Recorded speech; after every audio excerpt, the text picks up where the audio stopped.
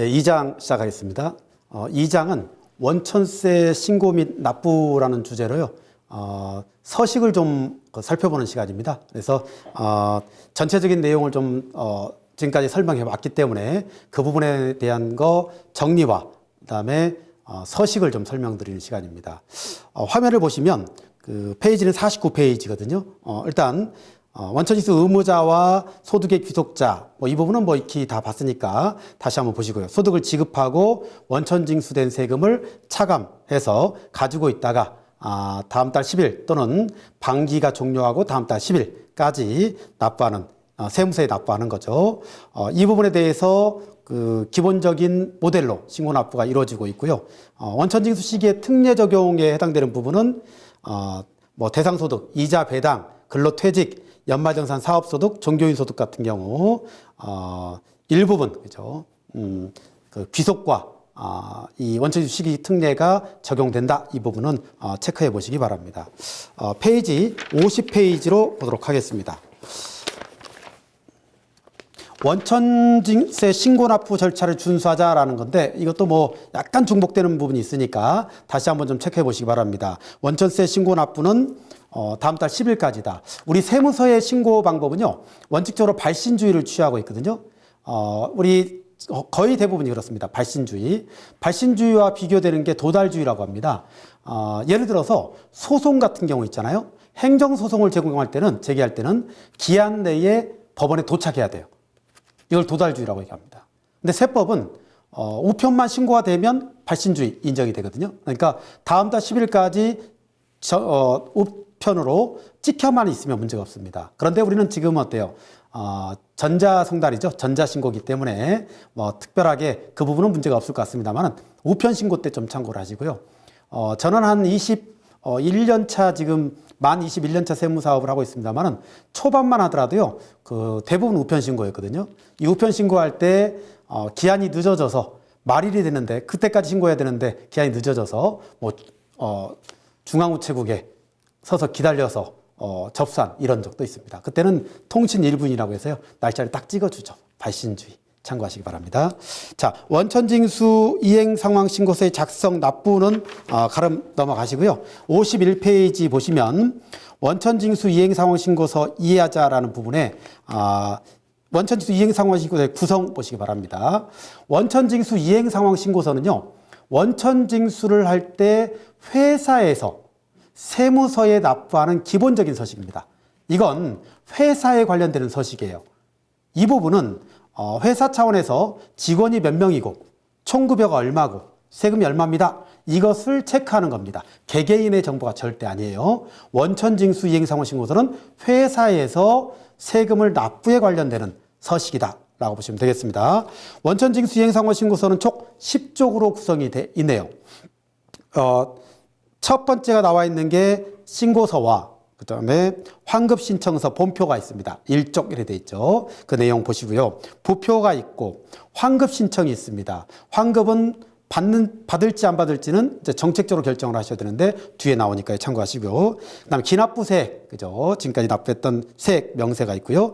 전월 미환급, 2월 조정환급 나올 때 나오는 서식이고요. 합병, 사업자 단위과세 전환 등에 따른 차월 2월세액, 환급세액 승계명세, 이게 마지막 쪽에 구성이 되어 있습니다. 이 부분을 가지고 이제 하나씩 살펴보면요. 52페이지에 기본적인 서식이 있죠? 자, 기본적인 서식을 한번 보시기 바랍니다. 작성하는 맛만 보여드리려고 제가 예시를 했거든요. 신고서가 맞다 틀리다를 떠나서 일단 이렇게 기재가 됩니다. 라는 정도로 보시면 되겠습니다. 간단하게 52페이지 보시면 귀속연월일이 있고 지급연월일이 있네요. 제일 오른쪽 보시면 귀속연월일은 귀속 시기, 그죠? 예를 들어서 2020년 귀속은요, 늦어도 2021년 2월 달까지는 근로소득이면 연말정산 끝나야죠. 그리고 2021년 5월까지는 세금을 내야 됩니다. 그러니까 2020년 귀속은 아무리 늦어도 2021년 5월 달은 세금을 내야 된다. 귀속이 언제냐에 따라서 세금 납부 시기가 달라질 수가 있죠. 그리고 2020년 귀속이기 때문에 2020년에 발생된 소득들은 또 합산이 돼야 되겠습니다. 지급 시기, 지급 연월일 같은 경우는 2020년 8월이 있죠. 이 부분은 뭐냐면요, 7월 달 급여를 8월 달에 줬다는 거죠. 예를 들어서 저희 법인 같은 경우는요, 7월 달 급여를 7월 달에 발생되면 급여를 8월 7일 날 주거든요. 다음 달 7일 날 줍니다. 왜냐? 우리는 이제 세무법인, 세무사무실의 운영의 핵심은 업무의 연장선상이잖아요.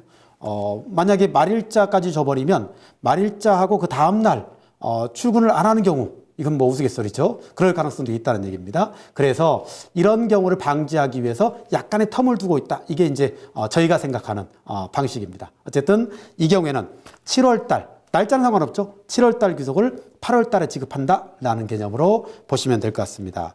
다시 왼쪽으로 돌아보시면요. 신고 구분 있죠. 매월, 반기. 자, 매월, 반기 들으셨죠? 수정 신고, 연말분, 그죠? 우리 연말정산하면요. 매월과 연말이 같이 들어갑니다.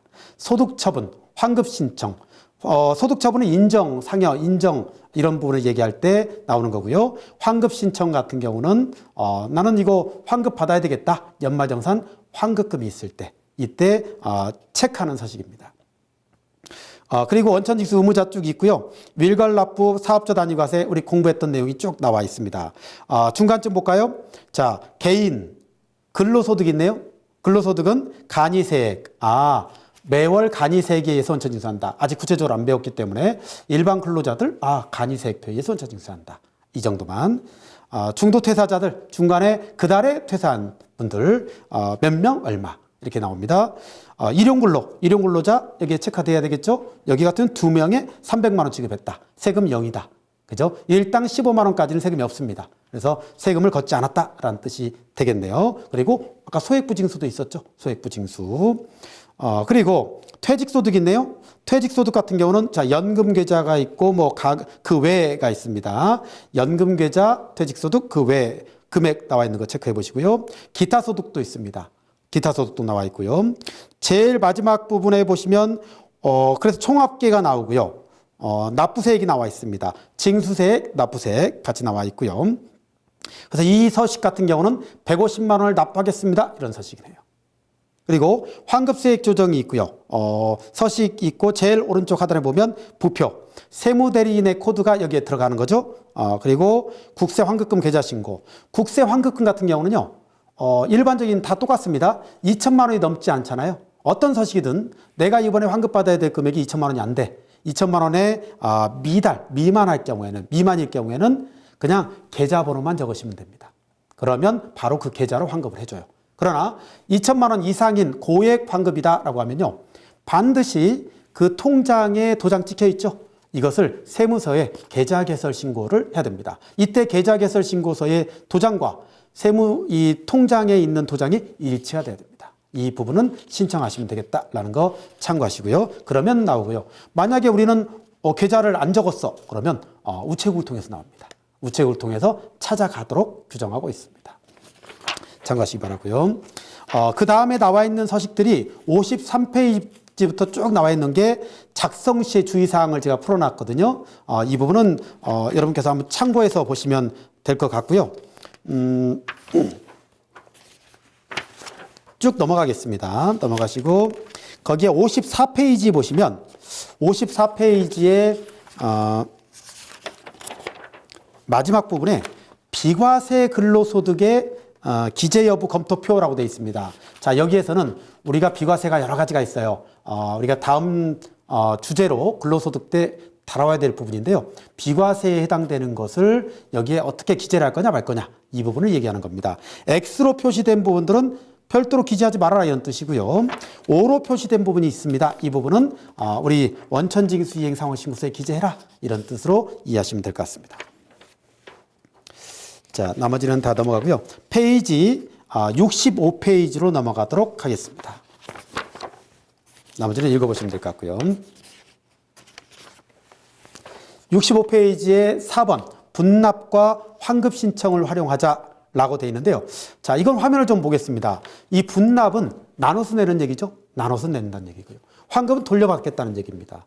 자, 기본적으로 분납과 환급 신청의 기본적인 모델에서는 납부할 때 환급 받을 때 이 두 가지로 구분해서 보면요. 납부, 이것은 원천징수 의무자의 입장, 이렇게 볼까요? 납부의 경우에는 근로자 입장에서 보시겠습니다. 근로자가 예를 들어서 세금을 납부할 게 너무 많아. 간이세액표에서 원천징수하고 연말정산했더니 추가 납부세액이 너무 많아. 이때는 우리는 두 가지를 가지고 검토를 해야 돼요. 그러니까 근로자가 세금이 너무 많다라고 해서 문제제기를 한다. 그러면 우리는 두 가지를 검토합니다. 첫 번째, 분납. 3개월로 나눠낼 수 있는 거죠. 일반적으로 원천징수 연말정산이요. 2월 달에 있잖아요. 2월 달 급여 때 정산하잖아요. 그러면 2월, 3월, 4월 3개월 분납할 수 있습니다. 10만 원이 넘으면. 그죠? 두 번째는 사실은 이게 연말정산 때 세금을 분납할 수 있도록 많이 냈던 것은 그 전에 안 냈다는 얘기잖아요. 원래 예납적 원천징수가 일반 근로잖아요. 그래서 많이 세금을 간이세액표에 냈더라면 매월 월급 때 많이 냈더라면 환급이 나오겠죠. 근데 적게 냈거나 아예 띄지를 않았기 때문에 원천징수를 안 했기 때문에 추후에 연말정산 때 추가 납부가 나오는 거거든요. 그래서 분납과 동시에 뭐라고 얘기했냐면요. 내년부터는 다음부터는 간이세액표를 좀 올리는 게 어떻겠습니까? 그래서 간이세액표를 올려서 이 분납 그 연말정산 때 돌려받는 금액을 놓거나 아니면 아예 좀 어느 정도 많이 납부하지 않게끔 이렇게 얘기하는 것이 방법이겠습니다.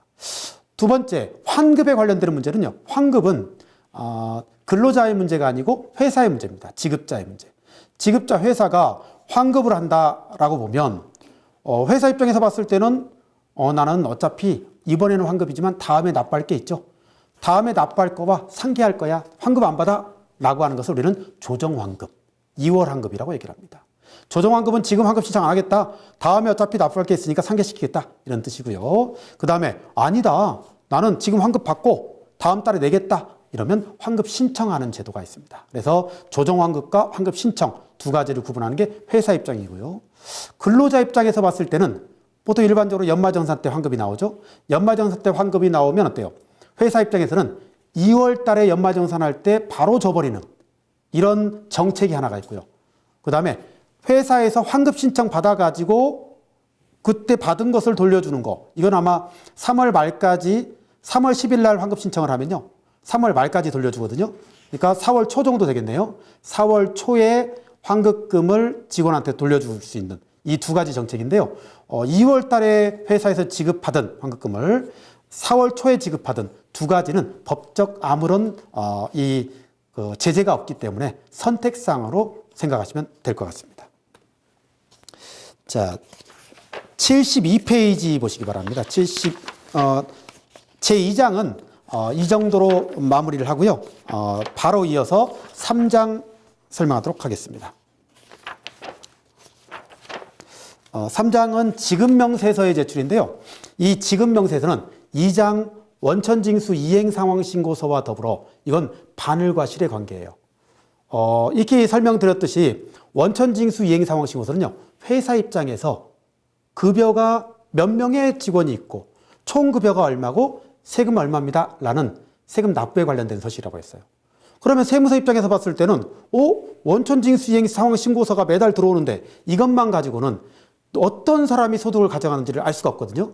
그래서 지급명세서라는 것을 추가 제출해달라고 의무화시켰던 거죠. 그래서 원천징수 이행상황신고서와 지급명세서는 한 세트다라고 보시면 되겠습니다. 지급명세서는 원천징수 이행상황신고서는 달리 아무개 씨가 소득자 누가 얼마를 벌어갔대요? 라고 고발, 안 좋은 얘기는 고발이고요. 좋은 의미는 정보 제공입니다. 정보 제공을 국세청이 해주는 거예요. 국세청에서는 그걸 받아가지고 하죠. 사실은 우리 국세청의 업무 과정을 살펴보면요. 대부분 정보를 받도록 돼 있죠. 자, 전자생년서, 신용카드, 현금영수증 다 정보 받잖아요. 아울러서 원천징수, 지급명세서를 통해서 정보 받잖아요. 그러니까 그 정보가 쌓이니까 어때요? 우리 소득세 신고할 때, 법인세 신고할 때 어때요? 신고가 어떻게 됐습니까? 잘 됐습니다. 귀하는 성실납세자입니다. 이거 조심하세요. 이런 안내문을 줄 수 있었던 것도 이 정보가 다 들어오기 때문에.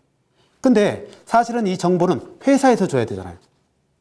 회사에서 만약에 안 줬다라고 하면요. 여담입니다만은 우리 안 주면 안 되지라고 생각하면 우리 국세청에서 활발하게 지금 시행되고 있는 제도가 어때요? 탈세 제보. 탈세 제보. 상식적으로 알아두셔야 될 게요. 탈세를 제보하잖아요. 직접적인 중대한 요소, 그러니까 중요한 정보를 제공해가지고 추징을 하잖아요. 그러면 최대 15%까지 포상금 주거든요. 포상금의 한도가 40억이에요. 굉장하지 않습니까? 근데 지금까지 40억 받아간 사람은 없어요. 굉장히 많은 이 건으로 해서 제보가 많이 늘어났고요. 국세청에서는 어때요? 조사 인력의 한계가 있으니까 이 탈세를 제보를 활용해서 상당수 세금을 추징하고 세원 관리를 하고 있습니다. 다시 정리하면 세원을 다 정보를 받아가지고 정보 제공을 받아서 세원 관리를 하고 있고요. 그 다음에 양쪽 당사자들이 세금을 짜고 누락하는 것에 대비해서 탈세 제보로 보완하고 있다. 이렇게 생각하시면 되겠습니다. 이 두 가지가 같이 들어가면서 나오고요. 또 팁을 또 드리자면 차명계좌 있죠. 나는 어디 법인하고 거래를 했는데 대표이사 계좌를 줬어. 이게 차명계좌거든요. 차명계좌를 신고하면요.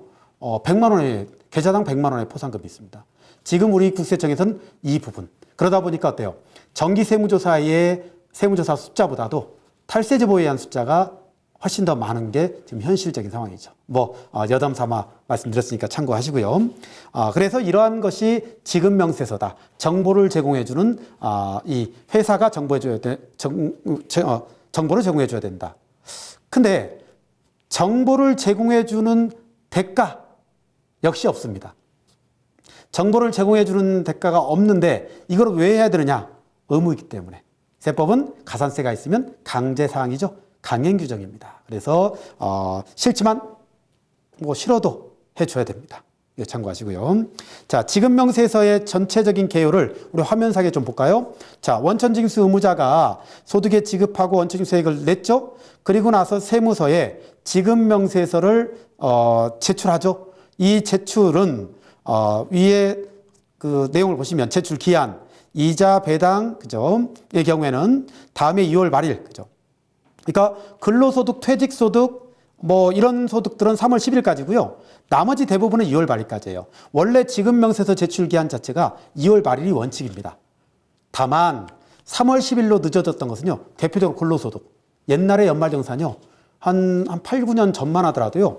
1월 달 급여 지급 시때 했어요. 근데 지금은 2월 달까지 하죠.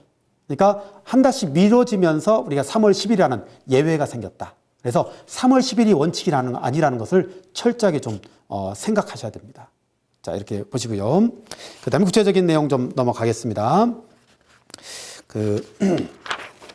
페이지 73페이지 보시죠. 지급명세서는 원천징수의 핵심이다 라고 되어 있습니다. 자, 제출 시기 볼까요? 에피타이저는 말씀드린 바와 같이 한번 쭉 훑고 읽어보세요. 읽어보시면 이런 거구나. 가볍게 넘어가셔도 됩니다.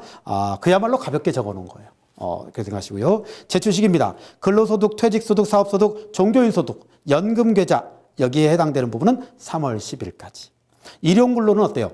지급일이 속하는 분기의 마지막 달에 다음 달 말일까지. 그러니까 일용직의 지급명세서는 1년에 그죠? 4번 제출하는데 분기가 종료하고 다음 달 말일까지. 2019년에는 다음 달 10일까지였었어요. 그죠? 근데 그 전에는 또 말일까지였었거든요. 회귀시킨 겁니다. 업무가 다음 달 10일까지 하면 너무 힘들어요. 그래서 원천징수하고는 별개로 지급명세서는 이렇게 분기마다 제출해 줘야 되는 게 일용직 지급명세서입니다. 이자, 배당, 기타 소득, 그 밖의 소득은 지급일이 속하는 다음 연도에 2월 말일까지 제출해 주는 거죠. 이게 요즘 다 전자신고잖아요. 전자신고가 어떻게 되냐면요. 딱 2월 말일 날 12시 되잖아요. 12시 1초만 지나도 딱 닫아버립니다. 그러면 못해요. 그러면 이제 3개월 내에 신고하는 가산세가 부과되는 이런 상황으로 전환이 돼버리거든요. 이런 부분도 아주 철저하게 되는 게 이 전자신고의 특성이다라고 보시면 되겠습니다. 전자신고가 되기 때문에 국세청에서는 어때요? 굉장히 많은 도움을 받고 있죠. 그러니까 예전에는요, 90년대 같은 경우에는 천공 직원이라고 해가지고요. 일일이 우리가 신고서를 출력해 가면 입력하는 직원이 따로 있었어요.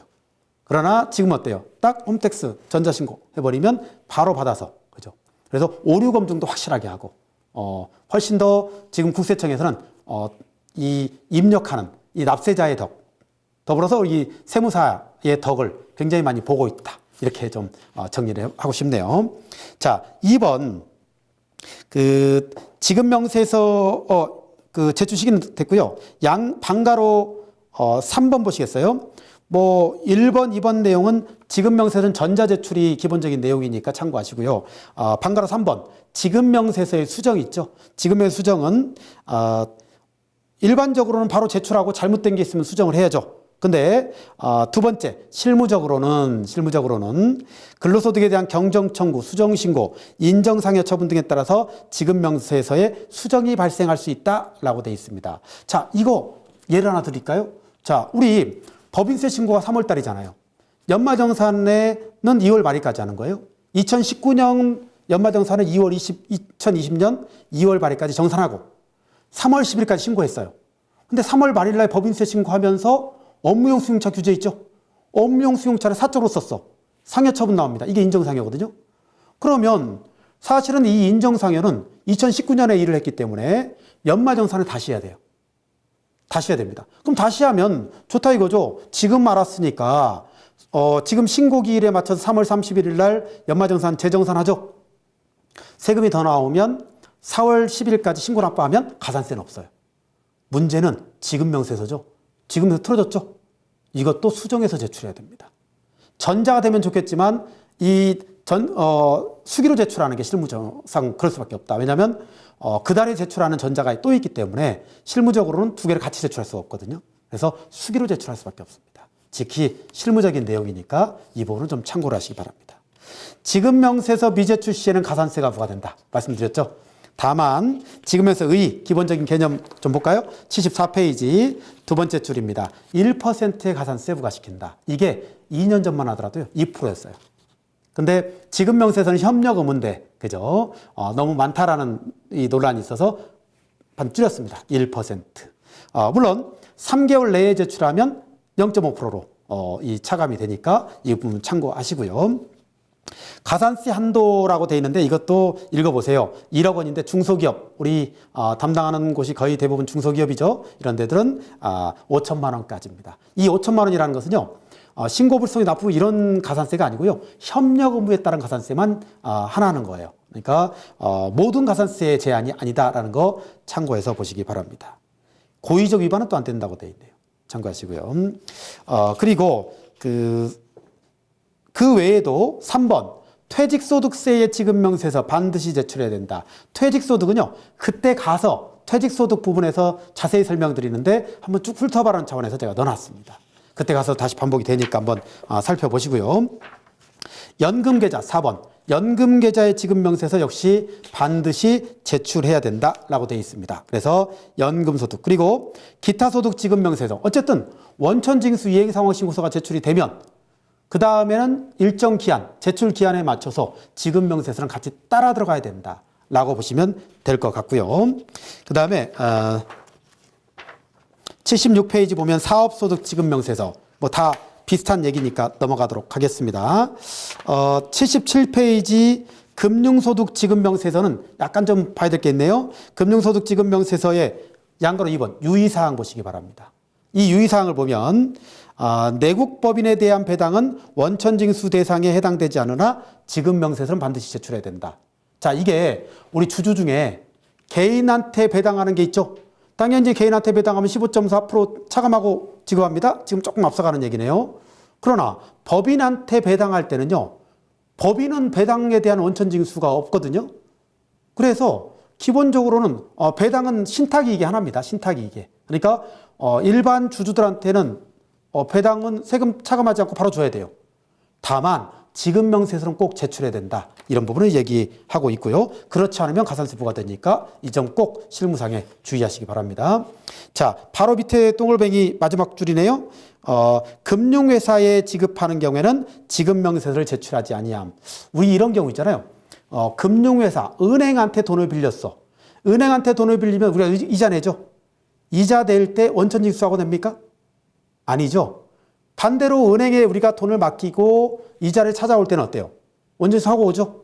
그러나 우리가 은행한테 돈을 빌려가지고 이자 줄 때는 그렇지 않잖아요. 이 규정 때문에 그렇습니다. 그래서 금융기관하고 거래를 하면 원천징수도 하지 않고 지급명 제출 의무도 없다라고 생각하시면 되겠습니다. 근데 이 금융기관이 어디까지냐? 대부업체까지.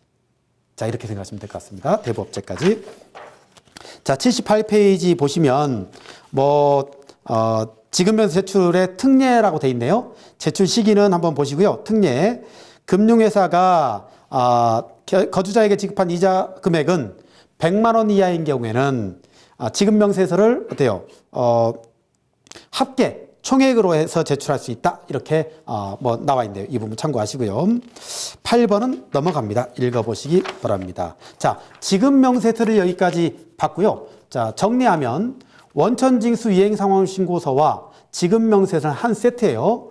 특성이 다 다릅니다. 지급명세서는 좋게 말하면 정보 제공이에요. 원천징수 의무자가 제일 잘 알잖아요. 원래 소득을, 내가 벌었다는 소득을 제일 잘 아는 사람은 본인입니다. 본인이 얼마 벌었다는 건 잘 알아요. 그러나 본인 다음으로 잘 아는 사람은 돈을 준 사람이죠. 근데 이 원천징수의 기본 모델 자체가 본인이 신고할 유인이 없을 때 또는 잘 안 날 우려가 있기 때문에 그 다음 차선책으로 돈을 지급하는 자한테 부탁을 한 거거든요. 부탁을 했으니까 부탁의 마지막 누구한테 얼마를 줬는지 철저히 좀 밝혀달라. 그걸 가지고 어때요? 사후 관리하죠? 이 지급명세 제출이 되면요.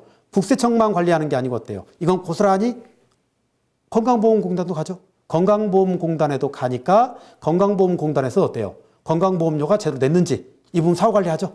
이런 부분이 전부 다 지급명세서에서 움직이는 거다라고 보시면 되겠습니다. 그래서 국세청의 전산화된 구조, 이게 사실은 세무관리의 핵심이거든요. 그래서 전체적으로 국세청의 흐름, 방향 이런 부분을 같이 좀 생각하면서 공부하시면 되겠습니다. 자, 3장은 여기까지 해서 마치겠습니다. 수고하셨습니다.